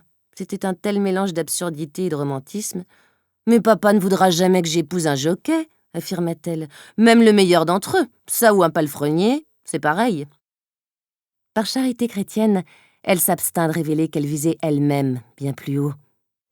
Se consultant entre-temps, le comte et la comtesse décidèrent que le mieux serait de marier la petite dès que son âge le permettrait à un jeune homme d'un rang convenable, dans l'espoir que les scandales à venir se déclarent au moins chez quelqu'un d'autre. « René ne sera qu'une traînée, Maurice, » jeta la comtesse quand celui-ci lui rapporta l'incident avec Julien. « Cela ne fait aucun doute. Je n'attends rien d'autre de cette fille et les années n'ont servi qu'à conforter mon opinion. » « S'il vous plaît, Henriette, dois-je vous rappeler que cette fille, comme vous le dites sèchement, est notre enfant à tous deux ?» Elle lâcha un soupir entre ses lèvres crispées. « Elle ne nous vaudra que des ennuis, c'était clair dès le départ. Faute de lui trouver un mari correct, nous serons obligés de la mettre au couvent. Les sœurs se chargeront de la corriger. »« Jamais je ne mettrai ma fille entre leurs mains !» asséna le comte. « Eh bien, vous allez au-devant de scandales dont vous n'imaginez pas l'ampleur, » l'avertit Henriette. « Retenez bien ce que je vous dis. » L'automne arriva bientôt, et Gabrielle, revenant pour la saison de la chasse, remarqua que Renée n'était plus exactement une gamine. Tous deux attendaient au salon que le comte et la comtesse descendent dîner, quand l'oncle se mit à étudier sa nièce comme il ne l'avait encore jamais fait, ou plutôt comme il regardait jusque-là sa belle-sœur. Sans pourprend, Renée sentit un frisson lui parcourir l'échine. Les jambes sagement croisées, assise face à lui à l'autre bout de la pièce, elle le dévisageait en priant son cœur de stère. « Venez ici, » lui ordonna-t-il. « Venez embrasser votre oncle. »« Je ne suis pas votre chien, » rétorqua-t-elle, d'un ton aussi mesuré qu'elle en était capable. « Mais si vous me demandez gentiment, peut-être le ferai-je. » Il s'esclaffa. « Eh bien, s'il vous plaît, mademoiselle Ronchon, si vous souhaitez le bonheur de votre oncle, vous pourriez le rejoindre et lui donner un baiser. »« D'accord, » dit-elle. « Mais c'est seulement parce que vous me le demandez poliment. Et parce que vous avez une belle barbiche. »« Ah, elle vous plaît, ma barbiche » s'exclama-t-il, prenant sa nièce par les épaules et glissant ses lèvres sur ses joues. « Oui, et vous sentez toujours bon, » remarqua René, humant l'odeur de son eau de Cologne avant de pouffer. « Mais ça pique !»« J'aimerais savoir, ma petite, » fit Gabrielle, comme s'il complotait quelque chose. « Que dit votre mère à mon propos ?»« Pourquoi me posez-vous la question ?» s'étonna Renée, peu désireuse d'aborder ce sujet. « Simple curiosité. »« Elle dit que vous vous moquez de tout, » répondit-elle franchement. « Voilà ce qu'elle dit tout le temps. Le vicomte rit de bon cœur. Ce n'est pas entièrement faux, mais jamais je ne me moquerai de vous. Approchez que je vous regarde. » Tendant les bras et les posant sur ses hanches, il l'étudia de pied en cap comme s'il la voyait pour la première fois. « C'est que vous avez grandi depuis ma dernière visite. Vous êtes presque une jeune femme maintenant. »« Je suis une jeune femme, » dit René. « Quel âge avez-vous donc ?»« 13 ans. » Il hocha la tête. « Ah, vous allez me causer bien du souci, ma fille, » dit Gabrielle songeur. « Pour sûr, je serai vite dans tous mes états. » L'attirant de nouveau vers lui, il posa sa tête contre la sienne. « Prenez garde, mon enfant, » murmura-t-il. « J'aime trop l'odeur de votre peau. »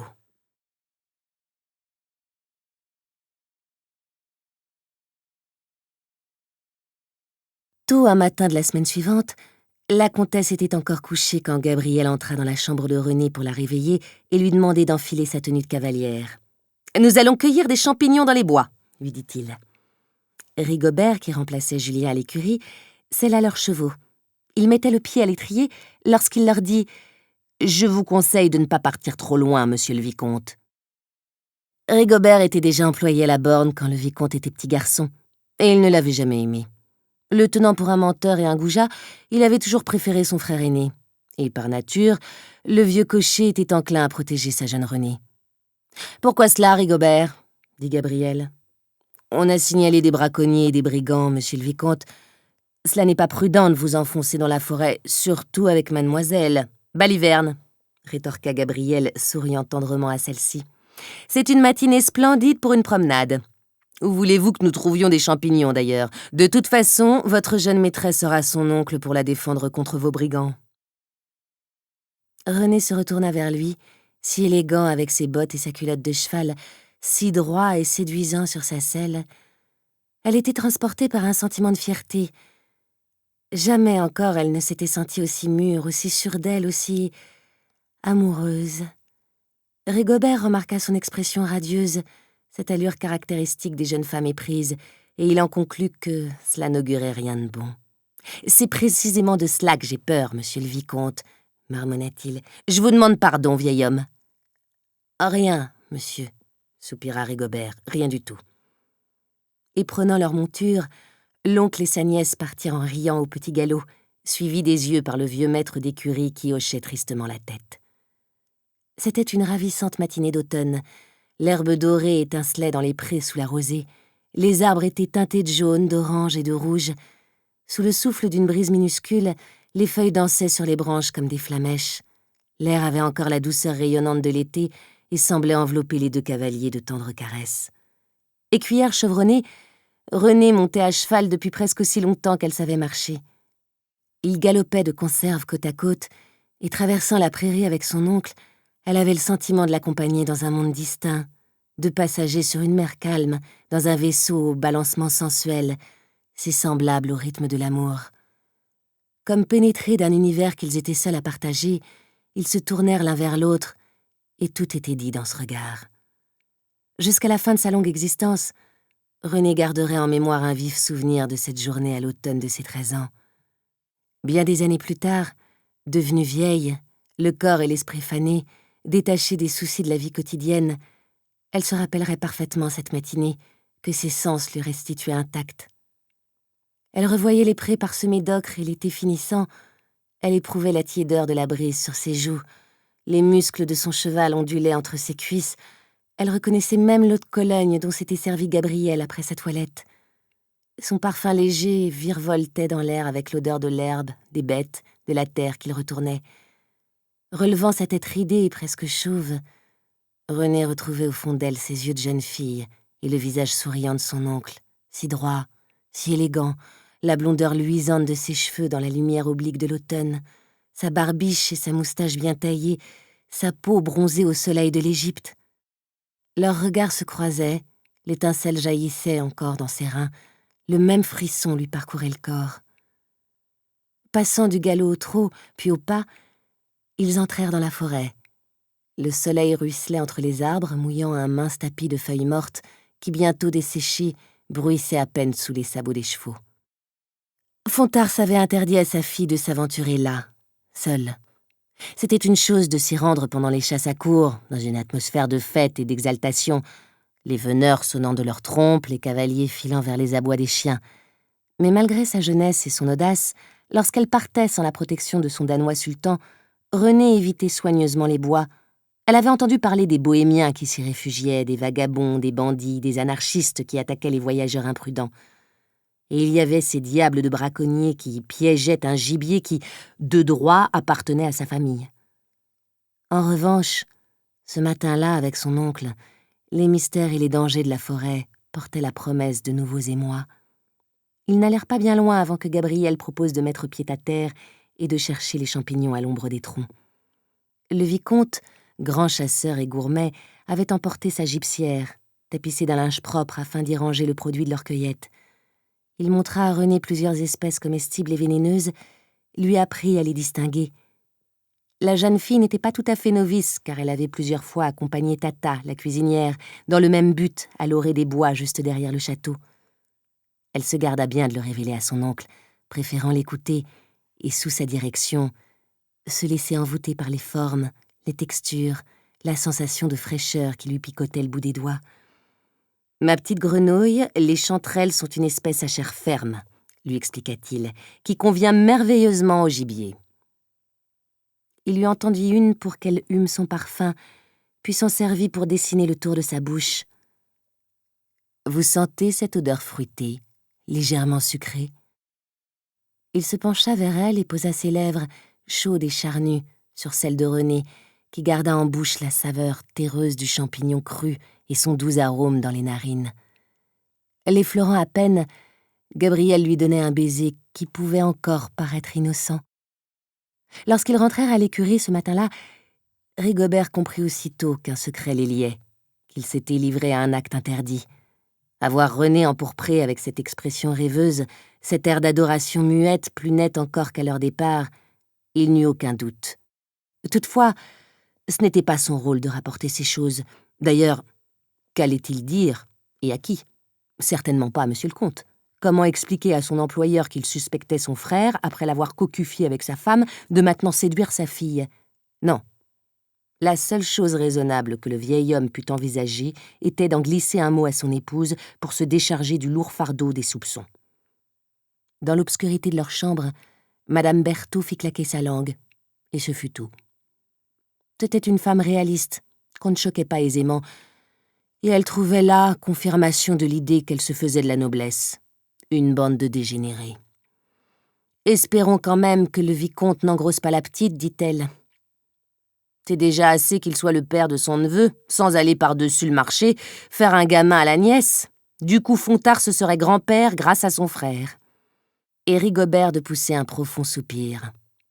L'arbre généalogique de cette famille était décidément tordu, d'une insoluble complexité. Mais au moins, le vieil homme se sentait mieux de s'être confié à son épouse.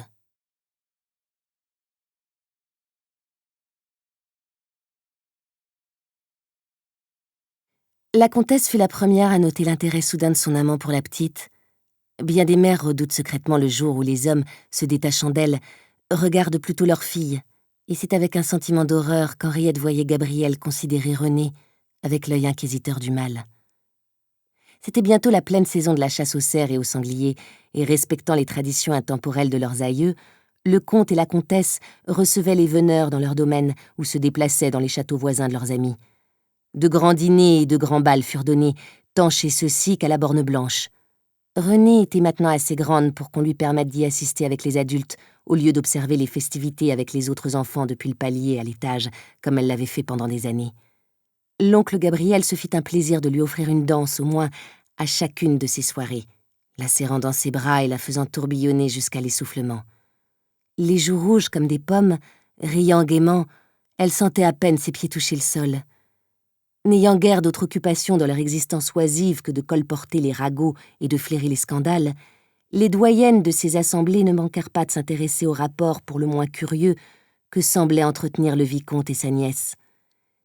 Tandis qu'un soir, ceux-ci, bras dessous et le sourire aux lèvres, concluaient une danse dans le vaste salon de la Borne, la comtesse les rejoignit, le regard étincelant de rage, donnant ainsi du grain à moudre comme air.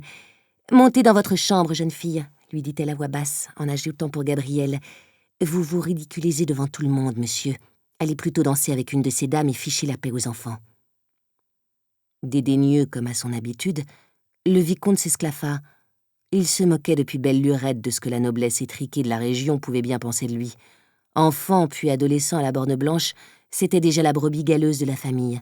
Jamais il n'avait profité des égards ou de l'affection auxquels Maurice, plus distingué et plus courtois, avait eu droit. En revanche, les demoiselles l'avaient toujours trouvé irrésistible, attirée peut-être par son indifférence et le soupçon de cruauté qu'il laissait deviner. Après avoir épousé Adélaïde et puisé dans sa fortune de quoi acquérir ses plantations en Égypte et son écurie irlandaise, Gabriel fit preuve d'un mépris croissant pour une aristocratie qu'il trouvait décadente et sans intérêt. Revenant une fois l'an, il se plaisait à étaler sa réussite, à choquer et nourrir les cancans de ces rescapés du siècle écoulé, dont la richesse s'amenuisait à cause de leur entêtement à vivre dans le passé, leur incapacité à embrasser l'époque. Il traitait avec une égale condescendance son frère qui, étant l'aîné, avait reçu le titre de comte et hérité de la plus grande partie du domaine. Car pour rester solvable, Maurice dépendait maintenant de lui et de son sens aigu des affaires. Et voilà qu'aujourd'hui, la comtesse et sa fille étaient toutes les deux amoureuses du vicomte. « Je préfère danser avec les jeunesses, ma chère, » répondit-il. « Elles ont moins de mal à me suivre. » Le sous-entendu était à peine voilé. « Je ne suis pas aveugle, monsieur, » rétorqua Henriette furieuse. « Et personne ne l'est dans cette pièce. Vous vous donnez en spectacle avec votre propre nièce, au risque de déshonorer notre nom. » « Je ne comprends rien à ces propos, » dit Gabriel sans se départir de son sourire. « Le plus inconvenant est peut-être que vous me fassiez une scène. À mon sens, les gens devraient se réjouir qu'un oncle s'intéresse à sa jeune nièce. » D'un geste conciliant, il prit la main d'Henriette dans la sienne. Comme bien des séducteurs, il était passé maître dans l'art de faire croire à celle qui réclamait ses attentions qu'il n'existait plus qu'elle. « Voulez-vous m'accorder cette danse, ma douce ?» la pria-t-il d'une voix suave. « Au moins ces vieilles casse-pieds auront un vrai sujet de conversation. »« Pardonnez-moi, ma chérie, » dit-il ensuite à René avec une courte révérence, « mais c'est au tour de votre maman. » Blême de jalousie, René les regarda entamer une valse.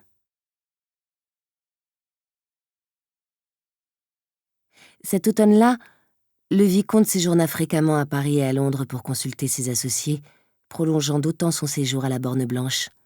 Et si au château, maître et domestique parlaient à voix basse d'une guerre imminente, René était trop jeune pour y prêter réellement attention.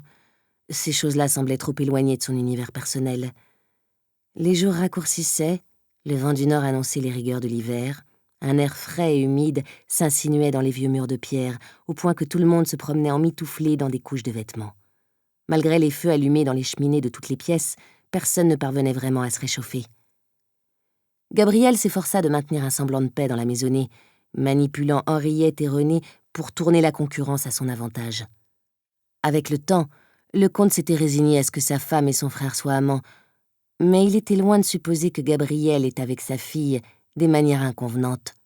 Pendant les bals, Maurice préférait se retirer au fumoir avec ses amis, ses cigares, son cognac, et se lancer dans ces discussions qu'il aimait tant, la chasse, les chevaux, les femmes. Il se rendait de plus en plus souvent à Paris, rejoignait ses amis au club, dînait avec eux chez Maxime, chacun accompagné de sa maîtresse, après quoi l'on partait au café riche voir les danseurs de tango. Les hommes s'encanaillaient parfois jusqu'à l'aube, de dancing en cabaret malfamé, en passant par le Moulin Rouge et l'abbaye de Thélème, partageant avec les classes populaires les grands lieux de débauche de la capitale. Malgré son snobisme aristocratique, ses opinions ultra-royalistes et sa tendance à dénoncer l'abominable Troisième République, le comte était au fond un libertin, comme bien des messieurs de la bonne société. Se jeter dans ce tourbillon de plaisir lui permettait surtout de fermer les yeux sur ce qui se tramait chez lui. « Me trouvez-vous beau ?» demanda un soir Gabriel à René, alors qu'assis dans le salon, ils attendaient que le comte et la comtesse descendent pour dîner. René s'esclaffa. « Enfin, c'est idiot de me poser la question. Vous êtes mon oncle. » « Certes. Mais sinon, me trouveriez-vous beau ?» La jeune fille les avait suffisamment observés, lui et sa mère, pour savoir que le meilleur moyen de gagner son cœur était de résister à ses charmes. Faisant mine de le jauger, elle répondit « Comment dire... M'aimez-vous juste un petit peu ?»« Je ne sais pas, moi, » dit-elle évasive. « Dites-moi que vous m'aimez. »« D'accord. Je vous aime un peu, mon oncle. Et moi, je vous aime beaucoup, ma grande. Autant que ma mère ?» Jetant un coup d'œil vers la porte pour s'assurer que personne n'écoutait, le vicomte se pencha vers René et murmura « Beaucoup, beaucoup plus. »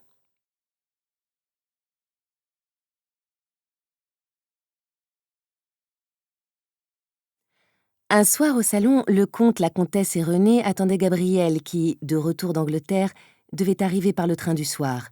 Ils entendirent Rigobert, qui était allé le chercher à la gare, arrêter son attelage devant la Borne Blanche. Même dans la grisaille de la fin d'automne, le vicomte gardait une peau hâlée et paraissait toujours apporter avec lui un peu de soleil d'Égypte, ce qui rendait sa présence bienvenue au château. Pourtant, ce jour-là, Gabriel semblait particulièrement sombre lorsqu'il entra. « Je dois repartir d'urgence en Égypte », annonça-t-il sans préambule. « Les Anglais affirment que la guerre va éclater. Cela n'est plus qu'une question de temps. Ils auront besoin d'un approvisionnement régulier en sucre et en coton pour soutenir l'effort de guerre. Il va falloir que j'agrandisse les plantations pour répondre à la demande. Tout cela implique beaucoup de travail. » Henriette et sa fille sentirent un frisson leur parcourir l'échine, qui n'avait rien à voir avec l'imminence de l'hiver ou d'un conflit mondial. Les domestiques, et notamment Angélique, l'aide de cuisine qui occupait une chambre minuscule au-dessus de l'écurie, seraient navrés d'apprendre le départ du vicomte. « J'ai pris toutes les dispositions utiles », expliqua celui-ci. « Nous allons passer un mois à Paris, où j'ai loué un appartement suffisamment grand pour la famille aux Champs-Élysées, après quoi vous m'accompagnerez en Égypte. » « Que nous chantez-vous, Gabriel » s'exclama son frère. « Vous êtes complètement fou. J'ai des responsabilités ici, et mes chevaux. En outre, si les Anglais disent vrai, je servirai ma patrie comme il se doit, et je mobiliserai mes dragons. Comme vous le savez, dit-il d'un air suffisant, nous faisons des manœuvres chaque semaine dans cette éventualité. Franchement, Maurice, il serait temps que vous viviez au XXe siècle. Cette guerre ne sera pas menée à coups d'épée par des lourdeaux à cheval. Cela étant, je vous demande de m'écouter. Vous n'ignorez pas que j'ai eu plusieurs rendez-vous avec nos comptables à Paris.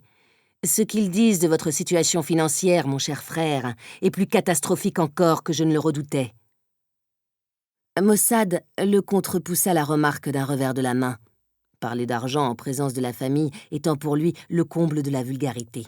« Je vous en prie, Gabriel, ce n'est ni l'endroit ni le moment de tenir cette conversation. Au contraire, Maurice, si j'aborde le sujet maintenant, c'est parce que cela nous concerne tous autant que nous sommes. Il est grand temps de faire face. Vous êtes criblés de dettes, et je n'ai plus les moyens de les rembourser. Vous n'y échapperez pas. Il faut vendre la borne blanche. »« Vendre la borne ?» tonna Maurice. « C'est hors de question. Je n'ai pas non plus l'intention de m'exiler en Égypte. Vous savez très bien que je déteste les Arabes. » Les Égyptiens sont mes amis et mes associés, et je peux vous assurer qu'ils se contrefichent que vous les aimiez ou pas. Cela dit, j'ai beaucoup réfléchi et voilà ce que je vous propose. Vous vendez la borne pour commencer. J'ai déjà entrepris des démarches en ce sens. Vos chevaux iront dans une écurie à Neuilly. Vous venez tous avec moi vivre en Égypte où vous dirigerez la plantation de coton Maurice et moi celle de canne à sucre. J'ai besoin de votre aide et vous d'un revenu. Les prix du coton sont élevés et si les Anglais voient juste à propos de cette guerre, ce dont je ne doute pas, ils continueront à grimper. Il y a beaucoup d'argent à gagner. Affaissé sur son siège, le comte paraissait s'évider peu à peu, tel un ballon qui se dégonfle. S'adressant à lui comme à un enfant ou à un parent sénile, son frère avait tout préparé, lui ordonnant de plier bagages et de se mettre au travail, cela devant femme et fille, l'une comme l'autre amoureuse de Gabriel. « Encore une chose !» dit ce dernier. « Quoi donc ?» fit Maurice d'un air las. « Je souhaite adopter la petite. » Éberlué, le comte dévisagea son frère. « Pardon. » La comtesse paraissait elle aussi abasourdie. « Avez-vous perdu la tête, Gabriel? Et pourquoi diable l'adopter? » « Parce que j'ai besoin d'un héritier. Quelqu'un qui prenne une part active à mes affaires et à qui je laisserai un jour mes biens et ma fortune. »« Faites donc des enfants dans ce cas, » dit Maurice en considérant sa fille d'un œil attendri. « René a déjà un père. Il est inutile de lui en donner un second. » Depuis le début de la conversation, la petite était restée immobile sur son siège, sans rien révéler des sentiments contradictoires dont elle était la proie. Mais son cœur battait à tout rompre et elle avait la chair de poule. « Vous savez bien qu'Adélaïde et moi sommes dans l'incapacité de concevoir, » asséna Gabriel. « Dans l'incapacité de concevoir » s'esclaffa Maurice aux anges, profitant de l'occasion pour recouvrer un semblant de dignité. « Vous n'ignorez pas, je pense, que pour donner lieu à une progéniture, le mariage doit être consommé. Cela étant, vos affaires maritales ne me regardent pas. Je ne vous laisserai pas adopter ma fille, un point c'est tout. » Quel avenir lui proposez-vous, Maurice? Honnêtement, vous êtes ruiné, vous devez de l'argent partout, un jour ou l'autre. Vous serez obligé de le vendre, ce château. Que restera-t-il à René? Elle trouvera un bon parti. J'ai évoqué la chose avec M. de Bretonne. Il est envisageable qu'elle épouse son fils Guy à leur majorité. C'est une famille très fortunée. Stupéfaite, René prit soudain la parole. « Je n'ai pas l'intention d'épouser Guy de Bretonne, dit-elle. Je le connais à peine, et en tout cas, je ne l'aime pas. »« Faute de quoi ?» poursuivit le comte, ignorant l'intervention de sa fille. « Nous irons voir auprès des grands négociants. Il y en a qui sont millionnaires, et l'argent, ça compte de nos jours. En effet, mon cher frère, lorsqu'elle sera en âge de se marier, vous serez complètement ruiné, et elle n'aura pour dot que les relances de vos créanciers. Certainement un sac plein. Aucune famille d'un rang convenable ne voudra d'elle, et je m'oppose à ce qu'elle ferait avec la bourgeoisie, millionnaire ou pas. Dans ce cas, ça sera très simple, assura la comtesse. Elle entrera au couvent. J'en ai déjà parlé aux sœurs de Saint-Augustin. Au couvent ? Répéta René. Ce n'était pas la première fois que sa mère y faisait allusion.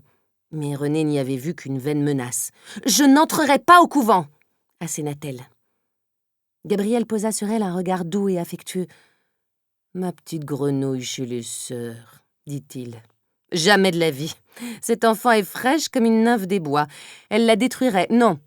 C'est précisément la raison pour laquelle je veux m'occuper moi-même de son avenir. » « Je me suis exprimé clairement, Gabriel, » dit le comte. « C'est hors de question. » Et j'ai rendu compte de la situation sans ambiguïté, Maurice. J'ai une offre à vous faire, je n'y reviendrai pas 100 fois. Je mets fin à vos problèmes financiers, vous venez vivre avec moi en Égypte et j'adopte la petite. Ou je vous laisse acculer à la ruine et vous n'aurez plus un sou de ma part. Choisissez, c'est à prendre ou à laisser. Visiblement ébranlé par cet ultimatum, le comte se détourna. « Eh bien... bafouilla-t-il. Et naturellement, on ne prend pas une décision de cette importance sur un coup de tête. Il me faudra un délai raisonnable pour réfléchir à votre proposition, Gabriel. Non, Maurice, vous n'avez plus le temps, et rien d'autre à considérer. Je répète, c'est à prendre ou à laisser. » Le comte de Fontars étudia un long instant son frère. S'il était son cadet, Gabriel avait toujours été plus intelligent, plus ambitieux, plus cruel aussi. Maurice ne pouvait nier qu'il vivait maintenant à ses crochets. Sans être aussi brillant que lui, il avait tout de même le sens des réalités. Hochant la tête, il marmonna finalement. « Eh bien, naturellement, cela aurait été un fils, les choses n'auraient pas eu le même poids. Mais une fille... Une fille... » Sans terminer sa phrase, il leva le bras sans conviction. « Fort bien, Gabriel, fort bien. » admit-il avec un long soupir. « Prenez vos dispositions, je ne veux plus entendre parler de tout cela. » Il se leva lourdement, incapable d'adresser un regard à René. « Henriette, dit-il, vous demanderez à Adrien de m'apporter mon dîner dans ma chambre, je vous prie. » Avec une certaine incrédulité, une once de pitié et une profonde tristesse, René vit son père quitter la pièce sans se retourner. Certes, elle était enthousiaste à l'idée de partir pour l'Égypte avec son oncle bien-aimé, flattée et reconnaissante aussi qu'il la choisisse pour héritière. Mais d'un autre côté, elle restait pantoise que son père, un homme qu'elle n'estimait pas moins, renonce si aisément à elle et la vende pour ainsi dire au plus offrant. Elle se demanda qui, dans cette famille, l'aimait réellement et pour quelle raison. Du moins pouvait-elle se consoler en pensant qu'elle n'épouserait jamais Guy de Bretonne, ni un fils de négociant, et qu'elle n'entrerait pas au couvent, ce qui était bien pire.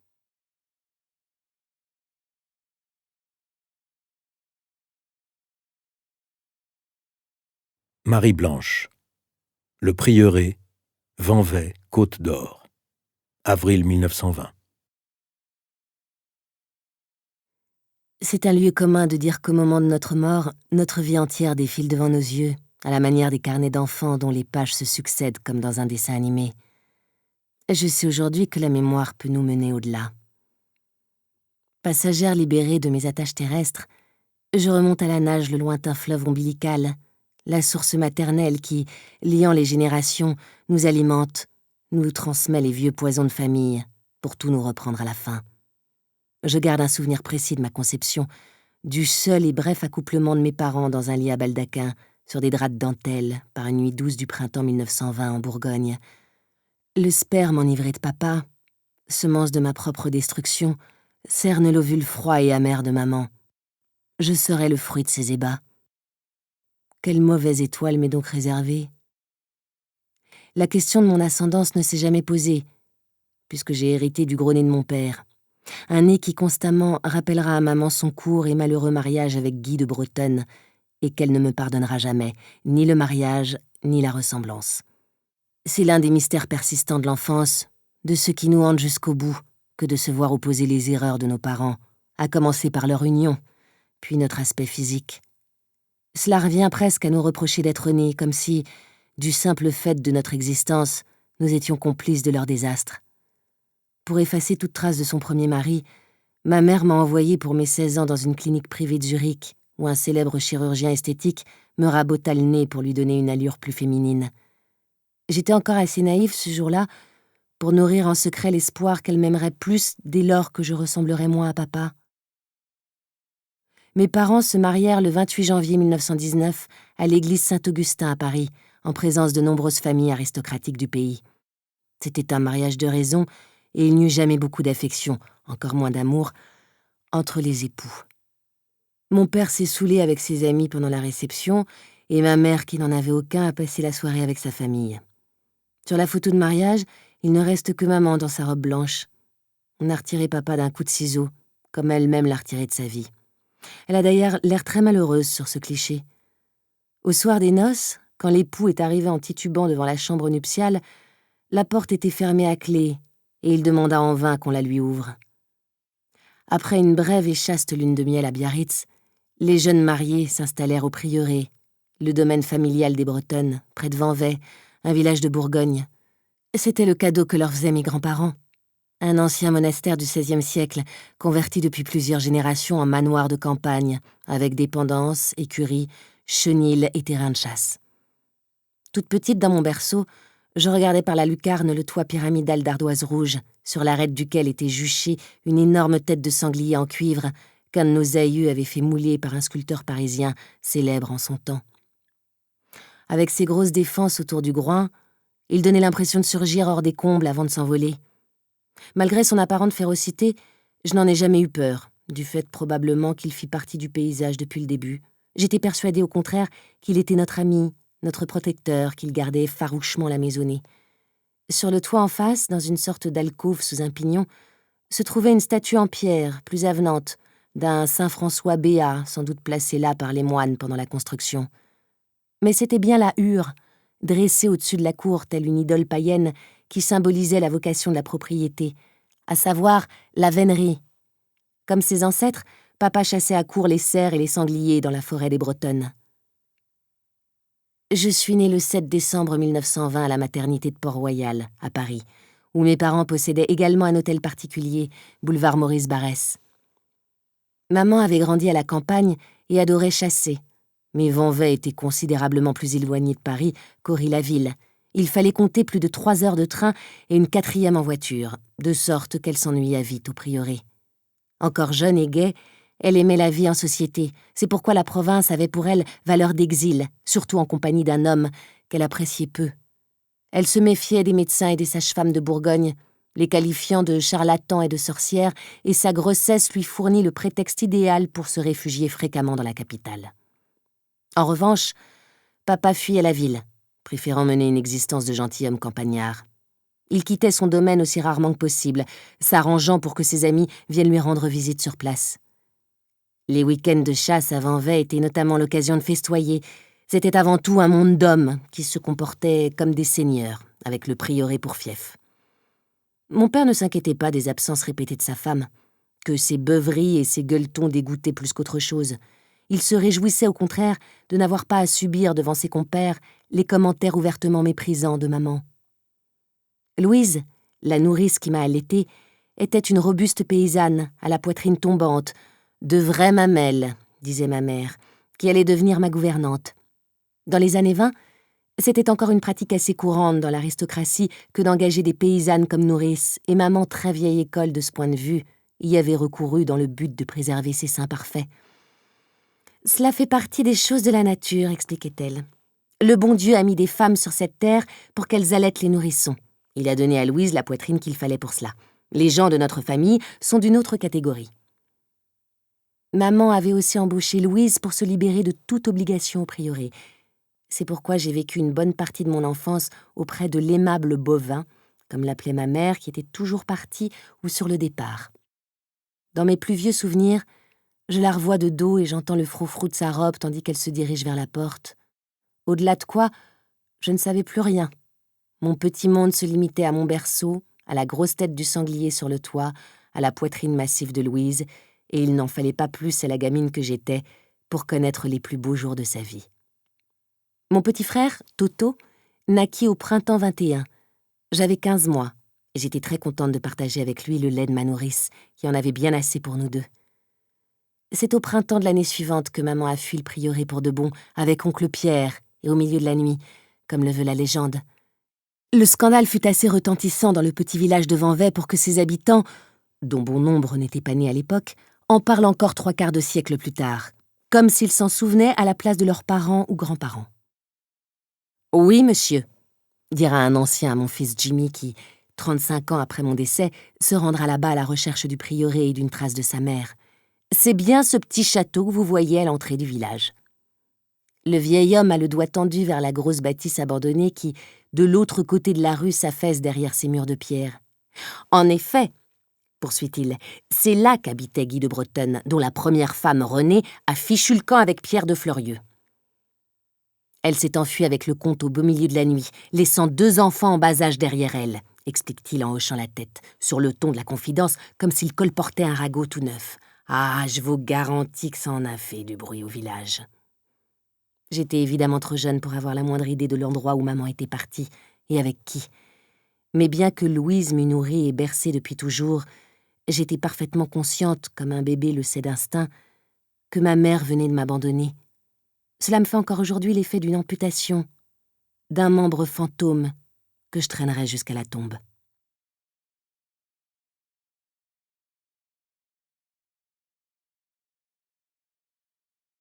Je ne peux pas dire que je n'aimais pas mon père, ni que j'ai manqué de quoi que ce soit. Nous avions des poneys, des chevaux, et papa acheta même un buggy, rien que pour Toto et moi, dans lequel un garçon de Vanvay, payé par ses soins, nous emmenait l'été en promenade. Telle la famille royale, nous traversions les rues pavées du village en saluant la population. Nous avions tout autour de nous des champs, une forêt à explorer, ainsi qu'un ruisseau derrière la maison où nous allions nager et pêcher la truite. Papa n'était peut-être pas le plus attentif des pères, mais je savais qu'il nous aimait. Fils unique, il avait été très gâté par ses parents. C'est pourquoi il avait grandi en nourrissant un fort sentiment de supériorité et un humour moqueur dont son entourage faisait les frais. Avec l'âge, il était devenu méchant et sarcastique, de façon directement proportionnelle aux quantités d'alcool qu'il absorbait, et l'infidélité de sa femme, une fois connue de tous, n'avait rien arrangé. Maman étant partie, il quittait moins souvent encore le prieuré qu'auparavant, buvait et mangeait plus que jamais, et passait le reste de son temps à chasser ou à inspecter ses terres. Les week-ends de chasse duraient maintenant des semaines entières, sinon plus, et toutes sortes de parasites et de propres à rien s'invitaient chez nous pendant la saison. À quelques exceptions près, papa ne s'absentait qu'une fois par mois, lorsqu'il prenait le train à Châtillon-sur-Seine pour Paris, où il rencontrait M. Renaud, qui avait ses bureaux au boulevard Raspail. Quand il se rendait à la capitale, mon père enfilait toujours un costume, une cravate, et il emportait sa serviette en cuir. Le tout lui donnait, je pense, l'impression d'être un homme d'affaires important en voyage, bien qu'il n'eût pas travaillé un seul jour de sa vie. Il allait simplement remettre en main propre à M. Renaud les factures qui s'étaient accumulées depuis le terme précédent. S'il jouait ce rôle avec une certaine conviction, l'illusion s'effondrait à cause d'une de ses nombreuses excentricités. Costume ou pas, il voyageait en sandales. Jeune homme au début de la guerre de 14, il avait réussi à se faire incorporer comme aide de camp grâce à un ami de la famille, le général Pétard. Comme dans toutes les armées modernes, les généraux menaient leurs troupes depuis l'arrière. Nous espérons que vous avez apprécié cet aperçu. Pour continuer à écouter ce livre audio sur Google Play Livres, utilisez le lien dans la description de la vidéo.